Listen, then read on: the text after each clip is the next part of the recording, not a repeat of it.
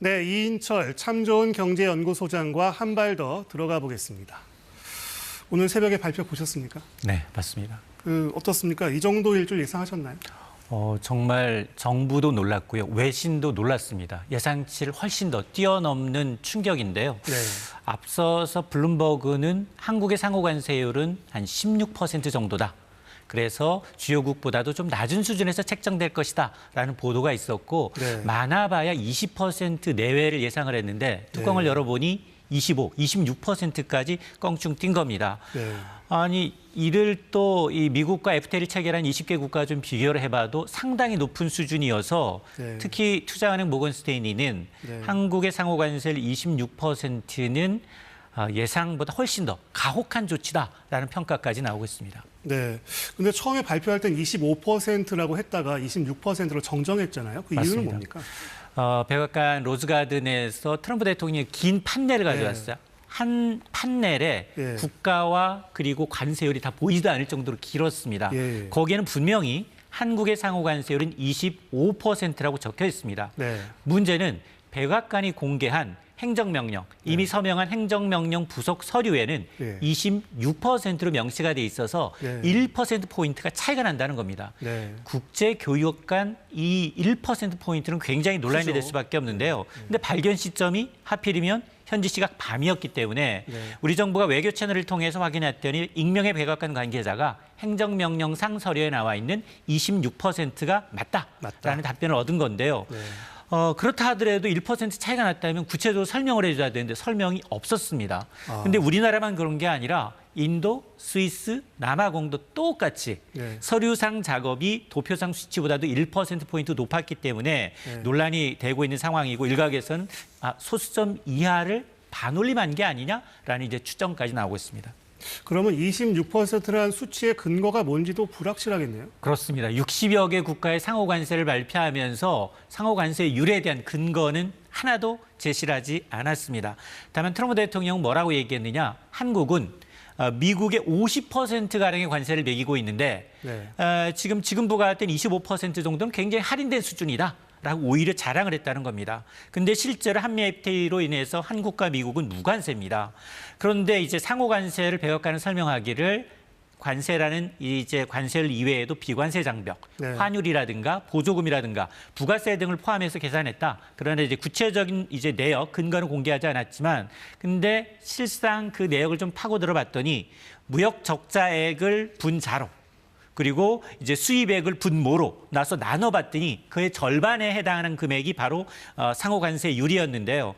이걸 해봤더니 우리나라가 한 50.2 정도가 나와서 여기에 절반값은 25.1이니 이걸 좀 반올림해서 26이다라는 얘기인데 네. 이게 이제 통상적인 산정 방식이 아니기 때문에 네. 논란이 되고 있고 또 하나 심지어는 상호관세 부과 대상에 호주의 무인도, 펭귄만 살고 있는 무인도까지 포함이 된 거예요. 그러면 펭귄까지 관세를 내야 되느냐라는 질문에 대해서 네티즌들이 정말로 펭귄도 내야 한다.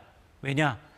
미국령, 안 내기 위해서 미국령 알래스카로 펭귄이 이사해야 된다라고 할 정도로 조롱 섞인 이 데이터의 이 수집에 대해서는 주먹국시 상정법에 대해서는 이제 희화화되고 있는 상황입니다. 네. 근데 이 관세율을 다른 나라와 비교해 봐도 우리나라에게 유독 더 가혹하다 이런 말이 나오는데 이유가 뭘까요? 이미 트럼프 대통령은 한국은 현금 자동 지급기, 캐시 머신이라는 표현을 썼거든요. 자, 그러다 보니 유독 FTA 체결 국가임에도 불구하고 26%라는 고율의 관세를 매기고 있는데 현재 미국이 우리나라를 포함해서 포괄적 관세 협정을 맺은 국가가 20개 국가입니다. 이 가운데 11개 국가, 호주, 칠레, 싱가포르 11개 국가는 기본적 관세율, 기본 관세 10%, 우리나라의 절반 이하를 매겼고요. 이스라엘, 니카라과 요르단은 20% 미만이어서 낮았습니다. 그리고 이번에 관세 부과에서 제외됐던 캐나다, 멕시코는 지난달 3일, 4일에 이제 관세 부과를 했기 때문에 제외가 됐는데 이걸 감안하게 되면 한국이 최고로 높다는 얘기인데 네. 표면적인 이유는 한국이 이제 이 미국의 대상 무역 적자 8위 규모로 크다라는 점이고 한국은 사실은 때리면 때릴수록 이제 투자 규모가 늘어난다. 그러면서 트럼프 대통령은 연설할 때마다 현대차, 삼성전자, 대미 투자 이렇게 하고 있다라고 이제 엄지손가락을 내세우고 있는데 네. 내년 중간 선거를 앞두고 자신의 정치적 홍보, 치적으로 가장 좋은 이 한국의 업체를 이제 압박하는 것이 가장 좋은 수단이다라는 것을 보여주는 대목입니다. 저는 처음에 새벽에 25%라고 해서 자동차는 이미 그 품목별 관세 25%가 이미 있는데 상호 관세까지 더해지면 50%를 맞게 되나 이렇게 깜짝 놀랐는데 다행히 자동차는 빠졌더라고요. 그래서 맞습니다. 이거를 불행 중 다행이라고 해야 됩니까?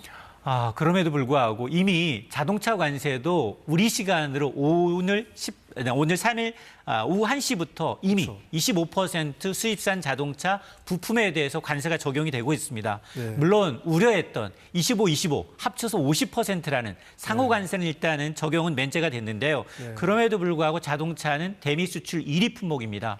전체 수출 물량의 절반이 미국을 향하고 있는데 지난해 현대기아차가 미국에 170만 대 자동차를 팔았는데 70만 대만 미국에서 생산하기 때문에 관세가 면제이고 네. 100만 대는 한국에서 만들어서 추출한 물량이기 때문에 관세부과 대상입니다. 네. 특히 이제 부품도 문제인데요.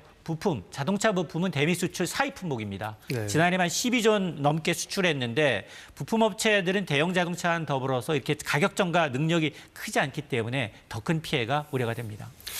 그럼 결국 가장 큰 직격탄을 맞게 된 업종은 자동차라고 봐야 되나요? 맞습니다. 지금 그렇지 않아도 오늘 한독수 이제 대통령 권한대행이 긴급 TF 회의를 소집했는데요. 이 자리에서도 자동차와 같이 타격 업종이 큰 업종에 대해서는 산자부 차원에서 정부 차원에서 긴급 대책을 마련하라라고 이제 관계부처에 이제 지시를 했는데 가장 우려되는 분야가 바로 자동차입니다.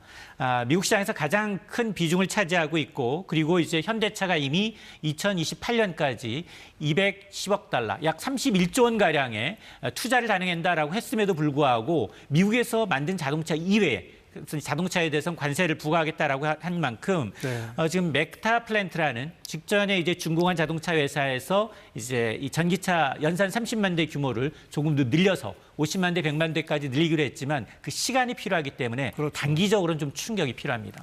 근데 이게 또 수출에만 영향을 미치는 게 아니라 경제 전반에 영향을 미칠 수 있지 않습니까? 맞습니다. 이번 상호 관세 조치는 단순히 이제 어떤 수출 업종의 문제가 아니라 우리 경제 전반에 대한 파급 효과가 이제 우려가 되는데요. 수출이 줄게 되면 기업들의 매출과 이익이 감소합니다. 그러면 절대 투자와 설비 투자와 고용을 하지 않습니다. 이게 바로 우리가 가장 우려하는 내수 부진으로 이어질 수밖에 없고요. 네. 특히 자동차 같은 산업은 이제 파급 효과가 좀 크기 때문에 부품이라든가 물류라든가 서비스업이 연쇄적으로 영향을 받을 수밖에 없습니다. 결국 이제 무역 의존도가 높은 한국 경제의 어떤 구조적 취약성을 좀 드러냈기 때문에 단기적인 대응뿐만 아니라 시장 다변화와 공급망 재편과 같은 중장기 전략 마련이 필요한 상황입니다.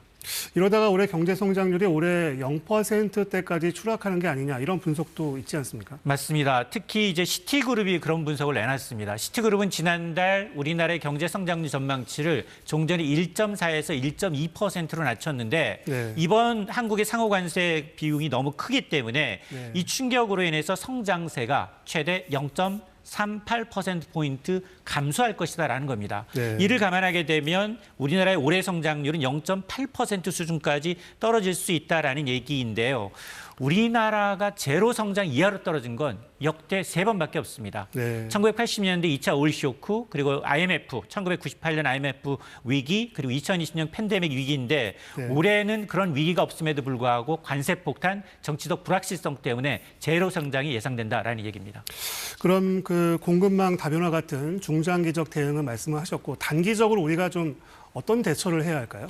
일단 트럼프의 의도는 어쨌든 이번 상호 관세를 통해서 미국의 제조업발과 재정 적자를 줄이려고 하는 의도가 있기 때문에 네. 그동안 우리가 발표했던 현대차의 31조, 대한항공의 48조의 투자를 정부와 민간이 협업을 통해서 공동 발표하면서 협상력을 높이는 카드가 필요하고요. 네. 또 하나는 이제 알래스카 LNG 프로젝트입니다. 이미 지금 일본과 대만이 이제 참여 의사를 밝혔기 때문에 우리가 걱정했던 경제성이 조금은 희석될 수 있습니다. 네. 우리가 여기 참여를 전제로 해서 에너지 수입 카드를 좀 협상의 카드로 사용할 필요가 있고 네. 더 나아가서는 이제 2기 트럼프 행정부에 더 많은 투자를 통해서 일자리를 이제 창출할 수 있다라는 점을 좀 우호적인 여론을 형성하는 것도 필요하고요. 이와 함께 지금 우리와 똑같은 입장인 유럽연합, 일본, 중국과 연대해서 WTO의 이의 제기를 통해서 외교적 대응도 병행을 해야 하는 상황입니다. 네, 이인철 참 좋은 경제연구소장이었습니다. 말씀 잘 들었습니다.